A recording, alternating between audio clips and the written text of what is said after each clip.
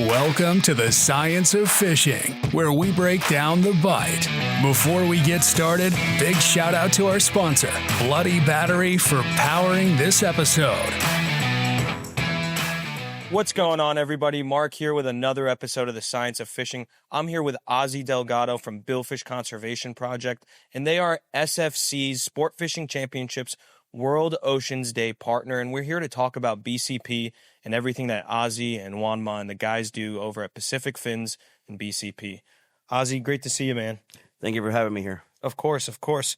So let's talk about it. Billfish Conservation Project. I mean, you guys have created a wonderful nonprofit that's doing a lot of great work down in Central America, South America.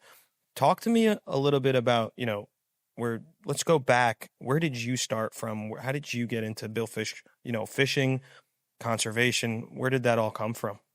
Well, Mark, I got to give all that, a huge thank you to my grandfather. Started with him. I remember back in the day when we were just fishing, just on a 12, 14-foot game fisherman from back in, Sears with a 2.5 horsepower. He's the one that I give all the credit to for instilling into me everything that I really am passionate about. And that's fishing, conservation, anything that has to do with ocean-oriented subject. But yes, I give that all to my grandfather. That's amazing. So did you grow up fishing? Where did you grow up? Was it Miami, where we are right now, or where were you? Yes, Miami. So a lot of fishing out of Elliott Key, to say. We have lived in there by Black Point Marina. And yes, we did a lot of that boat. And of course, as I got older, we got bigger boats and stuff like that. And but yeah, we fish a lot of Elliott Key, so we know that area very well. But yeah, I mean, it got to the point that we were, just slaying it. It was a lot of fish. It was good. But as everybody knows, fishing has been diminishing little by little, especially in South Florida. Yep. And it's something needed to happen. Right. So let's talk about that. I mean, you have seen from the time when you started fishing with your grandfather to now and what it's become. I mean, there's been a road to where fishing is going, downhill in terms of our habitat, sure, our ecosystems, the fish populations and stock in general. Talk to me a little bit about how all that kind of led you to BCP and founding it. Well, being that I just love fishing in general, one day in social media, I got this post. I saw this post that Guy Harvey magazine were actually had this thing called Guy Harvey Magazine Insider. They're not going to pay you for it. It's not a job, but it's one of those that you decide, you know what, I want to be a part of this. You try to help out. So like an internship, sort of thing. That's basically what it is. And one thing led to another. I started there with Fred Garth, who was the editor-in-chief at Guy Harvey Magazine. And one thing led to another. I was working back in the day in the mortgage industry. Things didn't really go the best when it comes to the 2008 market, and as we all know. And then after that, I started working with Guy Harvey Magazine. One thing led to another, and I started working full-time for the magazine since I love conservation so much. And, of course, with Guy Harvey and a lot of his great staff that he has. And then all of a sudden, we get this email from Guatemala Tourism. Guatemala Tourism were looking for, companies like magazines and stuff like to take down to Guatemala and just speak about the fishing, tourism, all in general, the culture. And I decided to go. And fast forward to I met Niels Erickson, who was the owner of Pacific Fins. I met him. We started working together. I started sending him some clients. Next thing you know, we were talking about conservation, what happens in Guatemala. I mean, just the fishing is unbelievable there. Everybody knows it's the billfish capital of the world. And that basically, that's how BCP started, with me and Niels co-founded each other when it comes to Billfish Conservation Project, because there's a lot to do. A lot of people don't understand that as we do have a lot of billfish. Everybody knows that. I mean, 50, 60 races, sometimes 80, sometimes we have seen it even in the 90s, and even this year we saw it in the 100. Really? Yes, it was crazy. But there's still a lot of work to do when it comes to, because there is poaching like any other place around the world, Yeah. And for me, we got together and we're like, okay, let's make an organization based out of here, United States, and to help out. So that's how we got together. It just is incredible. From one company to another, we just got together and decided, let's make Billfish Conservation Project. Right. That's amazing. So you went from Guy Harvey's foundation, or from the magazine, over to BCP, but Guy Harvey's still involved with BCP, right? I mean, he's a great supporter of you guys. Yes. So yes, he's not salty you left. No. He knows. And I know this is kind of be like a bold statement, but Billfish Conservation Project, I think one of the main topics that Niels and I and Juanma being involved in this is, we don't want to be your typical nonprofit organization. We don't want to just, how a lot of these companies collect money, but they don't give back. That's, I know it sounds but that's not who we are. Right. Basically whatever comes in goes right back out. Our 4 pillars: educate the public, enforce the law, tourism, and academia. That's our biggest thing. And working with Guy Harvey and him being a big supporter of us, and that says a lot, because they got an organization who is also big around the world to come to us and help us. It's a huge deal. Sure. And we not only protect the billfish down there, but at the same time, we give back to the communities. We've bought computers. We have bought air conditioners to a lot of these schools that need it. There's a lot that goes on to the Billfish Conservation Project. And again, we don't want to just be your typical organization that, hey, let's just do spaghetti tags on some of these billfish and call it a day. No, that's not us. So talk to me a little bit about the work that BCP does. What, you're saying it's not you. What differentiates you? You guys, like you said, you were giving back to the communities. Amazing. In terms of the billfish conservation, what kind of tagging are you doing? Does tagging really matter is a question I have for you. I'm sure a lot of people are asking about. So yes, but expensive. Yeah. Like I was just saying, the spaghetti tags. Yeah, people do it. But if you really want to know what's going on, if you really want to do research, satellite tag is the way to go. Okay. Satellite tag is the way to go. How much does that cost? Oh, Mark, we're talking about I could range anywhere from $5,000 per tag to $10,000. It all depends on what data you're going to get out of it. Wow. Yes. How many of those have you guys put out, or do you guys plan on putting out? So in 2021, we did we had our Billfish Invitational, and we decided to do 10 tags. Wow. It's $100,000 almost. Yeah, it's crazy. And with the help of the University of Miami, Nelson Arhart came down there. So we decided, and the funny thing, with Peter Miller actually was part of it. And love Peter. Yes, he's hardcore. Yeah. He was there to help us out with the tagging.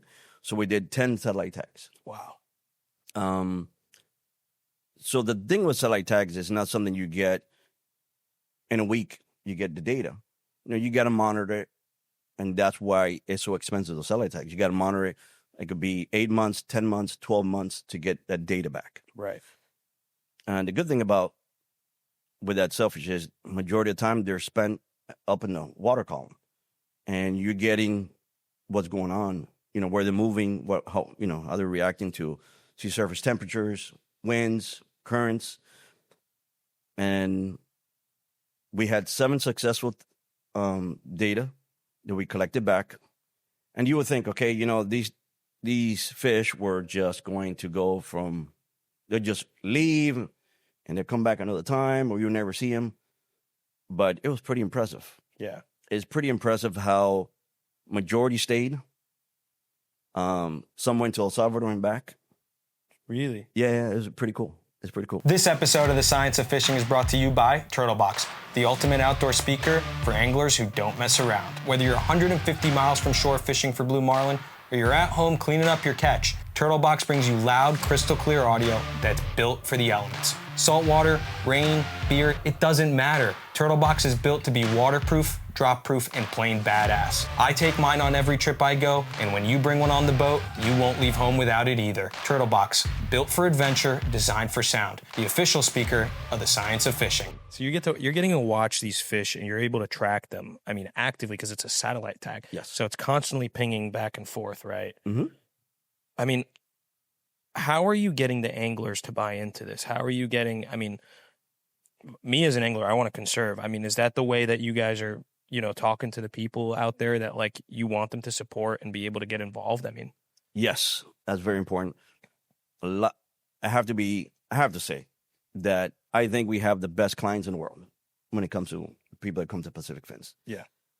It's gotten to a point already that not just they have become friends, clients, they feel like your family because they know what it's like. They go down there.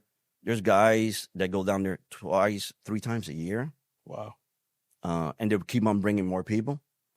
Why? Because at the end of the day, yes, great culture, that we have great people, but people go down there for fishing. Let's be honest. People go down there for fishing, right? People love those high numbers. Oh, yeah. And those high numbers, it's what people want. I want to catch your 30, 40 sailfish days. Yeah. And in order to do that, you got to protect it. Right. You just can't, like a lot of these other neighboring countries, it just kill. So I have a question for you. We're talking about South Florida and how the fishing has went downhill. In Guatemala, has it went up? Has it stayed the same? What have you seen, the change be? Every year is a little different. Okay. Some more than others, but it's been consistent. But you guys, conservation there has been much better. Oh, Than absolutely. what it is here. Absolutely. Before BCP started, there was another organization down there. It was called the Sailfish Commission. And with the help of the Sailfish Commission, Guatemala became the only country to protect the billfish species. I mean, I wish a lot of countries do that, but they did it. But of course, you got to go through the pandemic and everything else. And when we started with BCP, that's what I was saying. It was just, we wanted to do something different. Yeah. And I think the goal of BCP is to have also neighboring countries come together, which I believe Juanma will talk to you sooner or later. There's some meetings happening, and it's going to be a pretty good coalition when it comes to Costa Rica, Panama, El Salvador, Nicaragua. I mean, all these Central American countries, they're going to come together to do something pretty cool. And it's, stay tuned. Something's great is happening. I'm excited to see it. Yeah. I mean, your BCP has been growing so rapidly. I mean, how many years in are you guys? We've been about now 5, 6 years, something like that, yeah. Comparative to some other nonprofits out there, relatively young, but you guys have trajectory towards the moon right now. I mean, it's amazing that you're talking about this. SFC has designated BCP as a community partner. You now are on ESPN, you're on SFC Plus, you're on all these different platforms where, SFC has been able to help you guys out. Talk to me a little bit about the partnership between the two and how they can come hand in hand and kind of elevate conservation within bill fishing. You just answered that. Yeah. I mean, just by having the platform you guys have, ESPN and everything else, it's huge for us. And of course, like anything else, yes, it's a nonprofit organization. And, there's so many of them. And it's not like we're, have our hands out to give us free money. It doesn't work like that. I mean, we're doing the work to collect that money, and thank SFC, people like yourself and everybody else involved, because having that huge platform, it puts eyes on the prize itself. Yeah. It's without the help of you guys and everybody else and the guy Harvey's and we wouldn't be where we're at today. I mean, people are attracted to what we're doing, and it's addictive. It's addictive, and people just wants to be. There's a lot of our clients also. There's like, how can we be involved? I have a question for you, and I'm not going to name anybody by name. What differentiates you from the other guy that's out there? And I mean that with no disrespect to anyone. No, absolutely. Absolutely. It just, we're a little different. I mean, there are some people that have been caught in lies, and they just, for us, it's, I don't know if the word is called tunnel vision. Mm-hmm. You know, we really don't care what other organizations are doing, to be honest. We just focus on the task at hand, making sure that we have a goal, and the goal is to protect the billfish for years to come, because people understand is a dead sailfish in Guatemala doesn't cost nothing, because how many people come into the country through tourism because they want to catch fish, and it's just not just one angler. He's going to bring his wife, his kids. He's going to go back home and tell his friends, family members. Yeah, we just killed it. We had 30, 40 fish in one day. We went home with 90 fish. That's nuts. That's what people are attracted to. Yeah. And not to say anything about other organizations. I'm sure they do their good stuff too, but we're not worried about that. Yeah. We know what we're doing. And I think it kind of shows what we have done or where we're doing. Why are we getting so many people involved and saying, how can we be involved? Right. That makes sense. I mean, I love it. I mean, I can't wait to get to Guatemala. I can't wait to be down there with you guys, see what's going on, how you guys have conserved the ecosystem down there, and be able to participate, you know, hopefully in the Invitational come, you know, later. Is it December? December, yes. December, yeah. So for those, like you were just saying, for those that want to support, that want to get involved, how can they do that? Well, we have a yearly, like you were saying, the Billfish Invitational. So this is going to be our 10th year. This is a big deal for us. The Guatemala Billfish Invitational.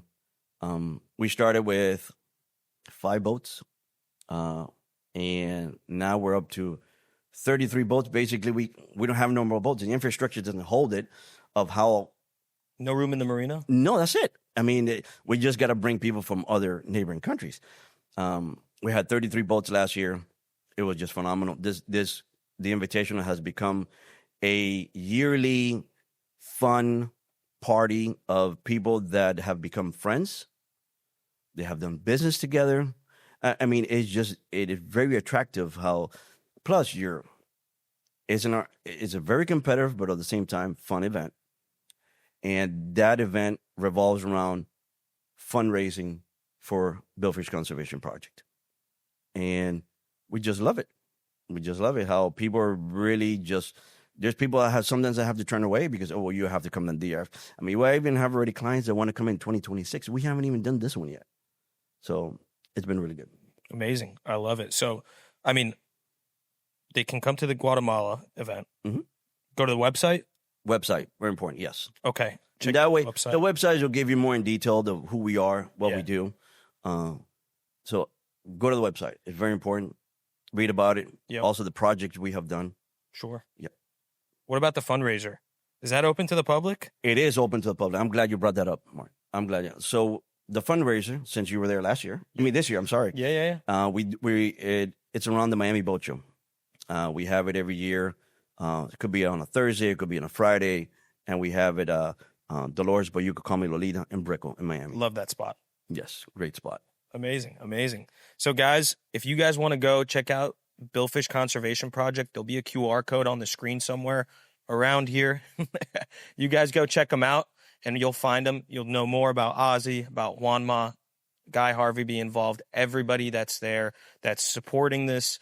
I mean, you guys that are watching at home, that are tuned into the Charleston Billfish Open, or just watching the episode at home on YouTube or wherever you are, you guys are passionate about fishing. There's a need for conservation, and you guys need to get involved with a nonprofit, with someone that is deeply rooted within the space, that understands the ecosystems, that knows exactly what they're doing and is able to conserve, because it's really important for you, your children, you know, the generations to come to have these ecosystems, and for people to be able to participate in the beautiful fishing that we're able to do. Like, whether it's in Guatemala, South Florida, around the world, we need that. So guys, go check out the Billfish Conservation Project. Ozzy, is there anything else you want to tell everybody at home that's listening right now? Thank you. Thank you very much, and for the support, and looking forward to working with more people. Yes, sir. Ozzy, I'm looking forward to it. Let's hang out. Let's go fishing down here in Miami, man, and I'll see you in Guatemala. Thank you. Thanks, man. All right. Thanks for tuning in to The Science of Fishing. We hope you picked up something for the next time you're wetting a line. Before we cast off, big thanks to our sponsors for keeping us hooked. Stay dialed in by following us at Science of Fishing. Hit subscribe and share with your crew. Until next time, catch 'em up.